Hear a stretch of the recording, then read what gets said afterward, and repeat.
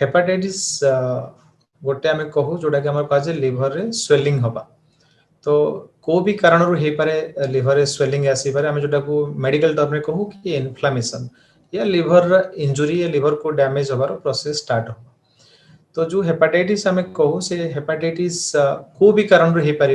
Hepatitis जो हुए virus जो हुए जोटा बहुत कॉमन आम भाइरल हेपाटाइटिस करी कहू काफी सारे भेराइटी अच्छी हेपाटाइटिस ए टू नेक्स्ट ई पर्यंत अच्छी हेपाटाइटिस आ गोटे मोटापा हेले आमर जमी आम कहू फैटी लिवर से कहू स्टीआटो हेपाटाइटिस आउ गोटे डिजीज अच्छी जो आम कहू अल्कोहल जो हुए आम कहू अल्कोहलिक हेपाटाइटिस माने मोटामोटी कहबा गले जेतेबेले लिवर रे किछि डैमेज हुए को भी प्रॉब्लम जगो सेथरे लिवर रे स्वेलिंग आसे हम जोडा मेडिकल टर्म रे कहू आ सेटा रे हम कहू कि लिवर रे फुली जाए आ लिवर रे किछि इंजुरी हुए लिवर को जंत्रणा हुए तो सेटा को जाए हेपाटाइटिस।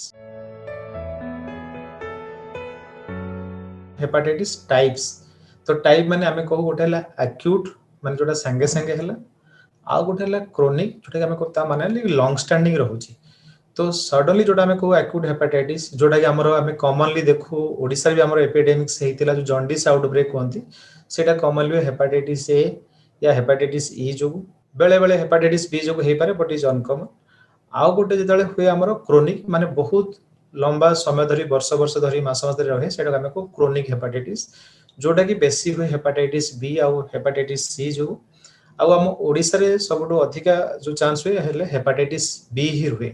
तो हेपाटाइटिस रो एक्यूट और क्रोनिक भीतर डिफरेंस है कि एक्यूट संगे संगे जना पड़े से हमको सिम्पटम्स भी थाए आउ जोड़ा आम कमनली कहू जॉन्डिस हवा भोक न लगवा पेट्रे पेन हवा ए सब जिनस तुम एटा जल्दी जना पड़े आउ काफी समय एक्यूट हेपाटाइटिस टा रेस्पॉन्स करे मेडिकेशन को या काफी टाइम रिकवरी हो जाए बट क्रोनिक जो जिनस सेटा हमको जना पड़े नहीं आम कहू साइलेंट किलर बहुत समय पर्यंत रुहे आ सी रहिले धीरे धीरे करी बॉडी रो ऑर्गन को डैमेज करे तेणु एक्यूट और क्रोनिक दुईटी जगह आम इम्पोर्टेंट आ क्रोनिक सबुठ बड़ है मारात्मक या जोटा आम कहू साइलेंट किलर। बड़ इम्पोर्टेंट जिनस आम कहू कि आप देखते 2014 आगु ओडिसा रे हमरो जॉन्डिस आउटब्रेक हेतिला ता मझरे अलग जगह भी हेतिला से आम सेटा को हेपाटाइटिस ई हेतिला ये आम जोटा कहू कि जल जनित रोग माने हमरो खाद्य हैला पानी हैला आउ आम जोटा कहू फिको ओरल रूट ट्रांसमिशन माने आम जो अनहाइजेनिक खाद्य खाइले हाथ सफा न कले सेटा हुए हेपाटाइटिस ए और हेपाटाइटिस ई जो आ छुआ मान को बेसी कॉमनली हेपाटाइटिस ए हुए आम मान को वयस्क लोक मान हेपाटाइटिस ई हुए कॉमनली। तो इगुडा हैला हमर खाद्य या जल जनित रोग तापर आम जदि भाबुचे अलग जिनस है जोटा कि अधिका मारात्मक जो आम बेसी भावुले क्रोनिक हिसाब से से हेपाटाइटिस बी और हेपाटाइटिस सी। तो ये हेपाटाइटिस बी और हेपाटाइटिस सी रु आम प्रथम जेहेतु हम ओडिसा रे अधिका हेपाटाइटिस बी आम ताको टिके बेसी नजर देले हेपाटाइटिस बी हूँ सबुठ मारात्मक किलो प्रति वर्ष 10 लाख छुआ निज माँ ठू छुआ को आसुची हेपाटाइटिस बी। तो हेपाटाइटिस बी रो प्रथम कारण है मदर टू बेबी ट्रांसमिशन जदि माँ रो थाए आम टेस्ट न करूचे से हेपाटाइटिस बी आम पाको आसी जाए ड्यूरिंग डिलीवरी। तापर आ गोटे हमर हेपाटाइटिस बी हबार जोटा भी अनसेफ निडल आपण माने देखि दिबा हमें से गोटे सीरीज समस्त यूज करूचे केबे केबे ब्लड बैंक रो या सर्जरी द्वारा जाए रक्त जनित जाए किंतु एबे धीरे धीरे ब्लड बैंक और सर्जन से जिनस जीवाटा कमी गलानी जेहेतु नुआ टेक्नोलॉजी हम डिटेक्ट करि पारुचे। तापर हमर हला जो टैटुइंग आमे सब फैंसी पेंगी करूचे ये हमर ट्राइबल पॉपुलेशन से माने सब निजर नीडलिंग प्रिकिंग करंदी नोज रे बॉडी रे कलर करा पे ता द्वारा से नीडल बहुत लोक यूज हुए सेथुर हमर हेपाटाइटिस आसे। आउ गोटे कॉमन जिनस हला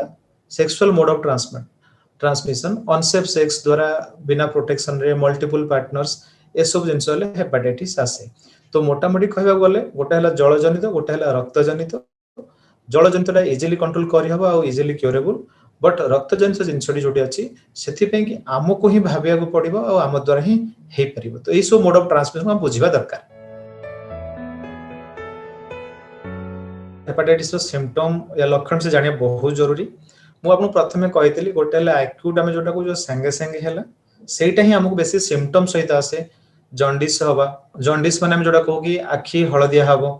आउ आपनकर परिस्रा हळदिया हम जो परिस्रा आमे कहू सोरिष तेल भली परिस्रा हवाटा आ आमे कमनली जेतु लिवर हम राइट साइड अछि तो हम पेट पाखरे टिके दरज लागिबा भोक न हवा अरुचि हवा हजम न लागिबा दुर्बल हवा ए सब सिम्पटम्स हमरो आसे हेपाटाइटिस ले बेले बेले जर भी रुहे एटा एक्यूट कंडीशन बाले ଯେତେବେଳେ କ୍ରୋନିକ ହେଇଯାଏ, କ୍ରୋନିକ ହେଲା ବେଳେ ସବୁଠୁ ଖତରନାକ ମୁଁ ଯୋଉଟା କହୁଥିଲି ସିମ୍ପଟମ୍ସ ଜଣା ପଡେନି ବିଗିନିଂ ରୁ, ଡିଜିଜ ବହୁତ ବଢିଗଲା ଆମେ ଯାହାକୁ କହୁ କି ସିରୋସିସ୍ ହେଲା, ଲିଭର କ୍ୟାନ୍ସର ହେଲା, ସେତେବେଳେ ଜଣା ପଡେ। ତେଣୁ କ୍ରୋନିକ ଷ୍ଟେଜରେ ଆମର କଣ ହୁଏ, ସିରୋସିସ୍ ହେଇଯାଏ ଆମେ ଯେତେବେଳେ, ସେତେବେଳେ ଆମକୁ ଜଣ୍ଡିସ୍ ଆସେ, ପେଟରେ ପାଣି ହୁଏ, ବ୍ଲଡ ର ବା ରକ୍ତ ବାନ୍ତି या କଳା ଝାଡା ହବା, କନଫ୍ୟୁଜନ ବେହୋସି ହବା, ଆଉ ବେଳେ ବେଳେ ପେଟ ପେନ୍ ହୁଏ या ପେଟ ପାଖରେ ଫୁଲା ହୁଏ, ଯୋଉଟା ଆମେ କହୁ ଲିଭର କ୍ୟାନ୍ସର ହେଲା ପରେ ଜଣା ପଡେ। ତେଣୁ ଏଇ ସବୁ ଜିନିଷ ଆମର କ୍ରୋନିକ ସିମ୍ପଟମ୍ସ ହେଲେ ଜଣା ପଡିବ। ଆଉ ଗୋଟେ ଜିନିଷ ହେଲା କଥା ମୁଁ କହିବି କି ଆମକୁ ସବୁ ଜିନିଷ ସିମ୍ପଟମକୁ ୱେଟ୍ ନ କରି ପ୍ରଥମ ଜିନିଷ ହେଲା ଆମେ ନିଜକୁ ଟେଷ୍ଟ କରିବା ଦରକାର, ଭ୍ୟାକ୍ସିନ ନେବା ଦରକାର। ଆଉ ଯେତେବେଳେ ଆମେ ଭାବୁଛେ କି ହାଇ ରିସ୍କ ଗ୍ରୁପ ହେଇଥିବେ, ଯୋଉମାନଙ୍କର ଆପଣ କହିଲେ ମୁଁ ଟାଟୁ ହେଲା, ଅପରେସନ ହେଲା, ଅନସେଫ ସେକ୍ସ ପ୍ରାକ୍ଟିସେସ୍ ହେଲା, या ଯେମିତି ମେଡିକାଲ ପର୍ସନରେ ଯୋଉ ପ୍ରଫେସନ ଆମର ଅଛି ଯୋଉଠି ଫ୍ରିକ୍ୱେଣ୍ଟଲି ଏକ୍ସପୋଜର ହଉଛି, ତ ଆପଣ ମାନେ ନିଜେ ଟେଷ୍ଟ କରିନେବେ ସୋ ଦ୍ୟାଟ ଆମେ ସିମ୍ପଟମ ଷ୍ଟେଜ ପର୍ଯ୍ୟନ୍ତ ୱେଟ୍ କରିବା ନାହିଁ, ଆସିନୋମାଟିକ ଷ୍ଟେଜରେ ସାଇଲେଣ୍ଟ ଷ୍ଟେଜରେ ଡିଟେକ୍ଟ କରିପାରିବା। हेपाटाइटिस ମୁଁ ଯୋଉ କହିଲି ଗୋଟେ ଜିନିଷ ହେଲା ପ୍ରଥମେ ଆକ୍ୟୁଟ ହେଲା ମାନେ ସଡନଲି ସାଙ୍ଗେ ସାଙ୍ଗେ ହେଲା, ତ ସେଥିରେ ଜଣ୍ଡିସ୍ ହେଲା, ଭୋକ କମ ହେଲା, ସେ ସବୁ ଜିନିଷ ହିଁ ରିକଭରି ହେଇଯାନ୍ତି 90% ରେ। କିନ୍ତୁ ଆଉ 10% ରେ ସେଟା ଲିଭର ଫେଲ କରେ, ଆମେ ତାକୁ କହୁ ଆକ୍ୟୁଟ ଲିଭର ଫେଲୁଅର। ତ ଆକ୍ୟୁଟ ଲିଭର ଫେଲୁଅର ହଉଛି ଗୋଟେ ମେଡିକାଲ ଇମର୍ଜେନ୍ସି। ଆଉ ସେତେବେଳେ ବିଲକୁଲ ପେସେଣ୍ଟର ଆମେ କହୁ କୋମା, ଲିଭର କୋମା, ବେହୋସି ଆସିଯାଏ। ଆଉ ସେଠି ଇମିଡିଏଟଲି ଲିଭର ଟ୍ରାନ୍ସପ୍ଲାଣ୍ଟ କରିବାକୁ ପଡେ, ଲିଭର ବଦଳ ଯୋଉଟା କି ଲାଇଫ ସେଭିଂ ଦରକାର ପଡିପାରେ। ଆଉ ଏଇଠି ମୁଁ କହିବାକୁ ଚାହେଁ କି ହେପାଟାଇଟିସ୍ ଯୋଉ ପ୍ରୋବ୍ଲେମ ଯଦି ଗର୍ଭବତୀ ମହିଳାକୁ ହଉଛି, ହେପାଟାଇଟିସ୍ ଇ ଯୋଉଟା ଆମେ କହୁଛେ ଜଳ ଦ୍ୱାରା ହଉଛି, ତ ସେଇଟା ବହୁତ ଅଧିକା କାରଣରେ, ନର୍ମାଲି 1% ଲୋକଙ୍କୁ ଯଦି ହେପାଟାଇଟିସ୍ ଇ ଯୋଗୁଁ ଲିଭର ଫେଲର ହୁଏ, ଯଦି ମା ମାନେ या ପ୍ରେଗନେଣ୍ଟ ଲେଡି ଅଛନ୍ତି ସେଠି ସେଇଟା 10%, 10 ଗୁଣା ରିସ୍କ ତାର ବହୁତ ବଢିଯାଏ। ତେଣୁ ଜଣ୍ଡିସ୍ ଯଦି ଅଛି ପ୍ରେଗନେନ୍ସି ଟାଇମରେ ସେଟାକୁ କେବେ ଅଣଦେଖା କରିବେନି, ଇମିଡିଏଟଲି ଡକ୍ଟର ସହିତ କଣ୍ଟାକ୍ଟ କରିବେ। ଏଇଟା ହେଲା ଆକ୍ୟୁଟରେ ଆମର କଣ ରିସ୍କ ରହିବ। ସେଇଭଳି ଆମେ ଯଦି କ୍ରୋନିକ ଭାବୁଛେ ଲିଭର ଡିଜିଜ, तो क्रोनिक जो हेपाटाइटिस कौन हुए, प्रथम आम कहू लिवर में fibrosis Asus, but a stage जना पड़े आमको एटा रिकवरेबल विथ मेडिसिन हो पाए। धीरे धीरे बढ़िला लिवर शुष्कता आसी जाए, लिवर सुखी जाए, ताको आम कहू लिवर सिरोसिस। लिवर सिरोसिस है लिवर गोटे से इरिवर्सिबल स्टेज को पड़े खराब भाव, से आमको लिवर कॉम्प्लिकेशंस जॉन्डिस है, पेटे पानी है, बेहोशी है, रक्त बांति है, लिवर कैंसर है, ये सब जिन आसा पड़े। लिवर कैंसर 50% रो कारण हो हेपाटाइटिस बी। आउ प्रति वर्ष आम देश रे 6 लाख लोक मरुछंती लिवर डिजीज, ये हेपाटाइटिस एंड एसोसिएटेड डिजीज जो होउची। तुने लिवर हेपाटाइटिस बी रे हबारे इंडिया रे 40 लाख हेपाटाइटिस बी, 10 लाख हेले हमरो हेपाटाइटिस सी जो होउछंती। प्रति वर्ष नंबर बढ़ी चलीची, आउ आकू साइलेंट रहउछ हमें जानि पारुनी। तो या पई कि हमरो WHO जो अछि संस्था, से माने गोटे नुवा बाहर कले कि theme find the missing millions, माने आमे जो जिनस भी कथा हले कि सिम्पटम्स जानि पारुने, जना पड़ने रोग, तो सेथि भी हमको टेस्ट करिवार अछि। हाई रिस्क काम जगह थिले हम टेस्ट करिकरी से रोग को हवा पूर्वरु, रोग बढ़िबा पूर्वरु या रोग ट्रीटमेंट रो बाहर को पळया पूर्वरु हमें जानि परिबा। हेपाटाइटिस गोटे एक्यूट एक्यूट कंडीशन में काफी टाइम तबे स्पेशल मेडिसिन दरकार हुएनी, हमर खाइबा बढ़िया कर दरकार। मैं एठी आपन गोटे जिंस कहया चाहूची, जॉन्डिस जदी हला हेपाटाइटिस जोगु जड़ी बूटी खाइबार नहीं, ता जोगु लिवर और अधिक खराब हुए। आउ हमको जो देसी दवाई पुडे हमर सजेस्ट करंती से जिंस अवॉइड करंतु, से बेनिफिट्स मु जानि नहीं, किंतु तादरा नुकसान हबार चांस थे। मु कहूनी सब खराब थिबो, बट जदी हमें जानि न सियोरिटी से जिंस को अवॉइड करबा बेटर। तेणु हमर जॉन्डिस समय खाद्य बढ़ांतु, लोक माने सीजा खांती, तेल खांती नहीं, ये खाद्य रेस्ट्रिक्शन जो लोक आहुरी दुर्बल, रोग आहुरी बढ़ी जाए। तेणु मुझे कहूँ चाहे जदि हेपाटाइटिस जॉन्डिस अच्छी खाद्य आपण किसी रेस्ट्रिक्शन नहीं। आउ प्रथम मन रखा दरकार हेपाटाइटिस जदि एक्यूट कंडीशन है जॉन्डिस अच्छी, तार ट्रीटमेंट है only nutrition nutrition and nutrition, माने आम खाइबा पड़ेले आमर जॉन्डिस हेपाटाइटिस जो एक्यूट फेज से ठीक हो। बाकी रहा आम आसले नेक्स्ट आसले हेपाटाइटिस सी। हेपाटाइटिस सी गोटे मारात्मक रोग, बट तापई हमर साइंस एते डेवलप कला कि अब इफेक्टिव मेडिसिन 3 मास रु 6 मास कहले ये 99% कंडीशन रे ठीक हो जाउची। सेथि पई कि एबे हेपाटाइटिस सी लाइकली 2030 सहित जो हमर WHO रो गोल अछि, ता सहित हेपाटाइटिस सी एलिमिनेशन हे जाई पारे। बाकी प्रॉब्लम रहला जोटा हला हेपाटाइटिस बी। हेपाटाइटिस बी होछ हम ओडिसा पे गोटे बड़ प्रॉब्लम। मैक्सिमम हेपाटाइटिस बी जति आसंती ओडिशा रे हमर अधिक केस जो रुहे सी हुए हेपाटाइटिस बी जो हेपाटाइटिस बी जेहेतु आम टेस्ट करूने जानी पारुने मैक्सिमम लोग लिवर एडवांस स्टेज है लिवर सिरोसिस लिवर कैंसर है जना पड़ुन तेणु आम जब अर्ली स्टेज हेपाटाइटिस बी जानी पारे तो से बहुत इफेक्टिव मेडिसिन अच्छे खाई पार आप मन रखा चाहिए कहि कि हेपाटाइटिस बी गोटे रोग जो ट्रिटमेंट जना पड़े 70% लोक दरकार पड़े नहीं से आमको दरकार कि डॉक्टर सहित 3 मास लगे 6 मास लगे से भाइरस टेस्ट करके फॉलोअप नबार अच्छी कि डिजीज है आमको हेपाटाइटिस ट्रिटमेंट दरकार पड़े क्यारियर स्टेज तेणु हेपाटाइटिस बी जदि अच्छी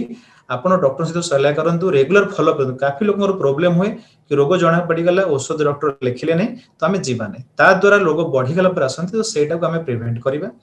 तापर रहा जदि डॉक्टर आपको मेडिसिन प्रेस्क्राइब कले मेडिसिन बहुत सस्ता भी अच्छी आउ इफेक्टिव अच्छी आ चलो मुझे गोटे रिक्वेस्ट करा पड़े कि हेपाटाइटिस भी लोक मेडिसिन नेला डॉक्टर देखा करवा भूली जाती और सब कि मन इच्छा बंद कर दिखती या केते गोटे मिस इन्फ्लुएंजा गाइडेड होती कि तोर हेपाटाइटिस नेगेटिव होगा तो मेडिसिन बंद कर दे मुझे कहूँ चाहे जब हेपाटाइटिस गोटे रोग भी मेडिसिन नौचे जदि आम 7 दिन अधिक बंद कर दौचे तो एगेन से रोग आसबार या लिवर फेल कर रिस्क आसी जाए मेडिकल सेंस रे कहू रिएक्टिवेशन तो ये सब जिन बचापी हेले आप डॉक्टर को देखा रेगुलाली सी जिते एडवाइस देवे आपनकर रिपोर्ट देखी आप सिम्पटम देखी मेडिसिन बंद करने से बंद करेंगे हेपाटाइटिस माँ रु छुआ को हुए यहाँ बहुत दुखद जिनस गोटे छोट छुआर किसी बिहेवियर प्रोब्लेम है ऑपरेशन है सर्जरी है प्रति वर्ष 10 लाख नुआ हेपाटाइटिस आम आड कर चलचे भारत को कहीं ना जो हेपाटाइटिस माँ को है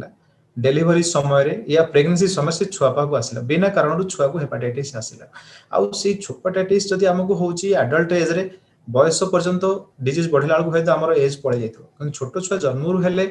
आगु को बढ़ला बेलू तार रोग भी बढ़ुची तार कॉम्प्लिकेशन बढ़ुची आ आमे बहुत जिन एक्सपीरियंस बहुत पैथेटिक जिन देखु 20 वर्ष लोक लिवर सिरोसिस है कि 25 वर्ष पिला लिवर कैंसर ही आछुंती यार प्रथम कारण है मदर टू बेबी ट्रांसमिशन तो मदर टू बेबी ट्रांसमिशन काहे की होची ये हमर निजर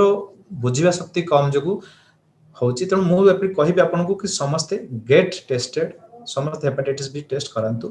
गेट वैक्सीनेटेड एटलीस्ट समस्त वैक्सीन नियंतु आउ गोटे है कि आम हेपाटाइटिस को जदि अच्छी प्रिवेंट करंतु ट्रीटमेंट देंगे तो यही सब जदि आम माँ मानकर करुचे जो गवर्नमेंट ऑलरेडी कर सारी प्रत्येक प्रेग्नेंट महिला माने हेपाटाइटिस टेस्ट करबा बाध्य हेपाटाइटिस टेस्ट कला परे आपण जन्म होबार छुआ को 48 घंटा भीतर हेपाटाइटिस बी वैक्सीन नबा कंपलसरी हमको एई जिंसटी दरकार कि आमे सब प्रेग्नेंट माँ मान को अवेयर करबा कि से माने टेस्ट करिवे वैक्सीन नेबे छोट छुआ जन्म होला परे वैक्सीन नबाटा केबे भूलिबे नाही बहुत जुड़े हेपाटाइटिस बी बोली रोग को भयावहता भाविले तार सिम्पटम्स जानिले सबुठ इंपोर्टेंट होची ताको प्रिवेंशन करियो कथार अछि prevention is better than cure तो आमको प्रिवेंशन पे प्रथम जिनस मु जोडा कहूची जेमिति कहितली मां मन पे ए समस्त भी एप्लीकेबल आमे समस्त तीनोड जिनस मन रखा हेपाटाइटिस रो हेपाटाइटिस बी पे get tested gate treated get vaccinated हम तीनोटी जिनस तीनोटी फिंगर आप प्रतिज्ञा रखु कि मुझे हेपाटाइटिस निजर टेस्ट करी मो सराउंडिंग आसपास समस्त हेपाटाइटिस टेस्ट करूँ वैक्सीन नियंतु आउ जदि किसी रोग कार आम रेफर ट्रीटमेंट पे तो यहाँ हेल्ले 80% प्रिवेंशन कले से भाई जब आम हेपाटाइटिस ए और ई जो कहले जल द्वारा तब तीन जिन दरकार क्लीन वाटर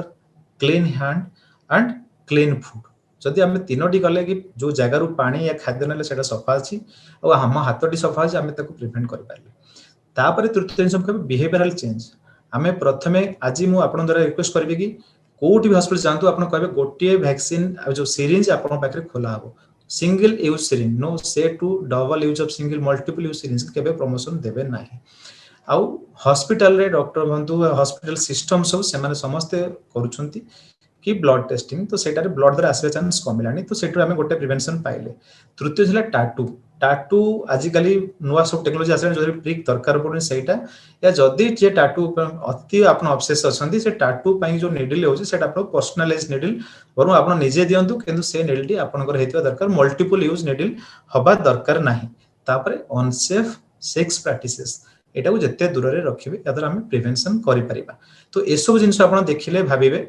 बिहेवियरल चेंज मो तरफ मेजर पार्ट सेकेंड गवर्नमेंट तरफ वैक्सीन